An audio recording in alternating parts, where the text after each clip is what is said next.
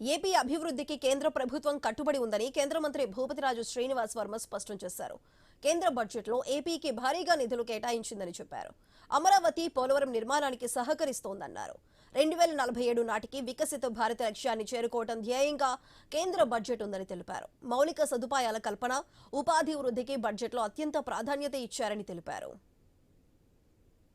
ఈ సంవత్సరం 95,000 కోట్లు కేటాయిస్తే 30,000 కోట్లుగా ప్రచారం చేస్తున్నారు. ఇది వాస్తవం కాదు. ఇవాళ చెప్తా ఉన్నాను నేను వైసీపీ నాయకులు. 30,000 కోట్లు కూడా కేటాయించారు 95,000తో పాటు అదనంగా.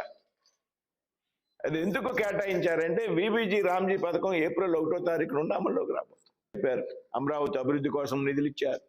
పోలవరం ప్రాజెక్టు కోసం నిధులు ఇచ్చారు. పోలవరం ప్రాజెక్టు కోసం నిధులు ఇస్తే సరిపోవు అంటే పోలవరం ప్రాజెక్టుకి నిధులు పూర్తిగా ప్రాజెక్టును పూర్తి చేసేటువంటి బాధ్యత కేంద్ర ప్రభుత్వం.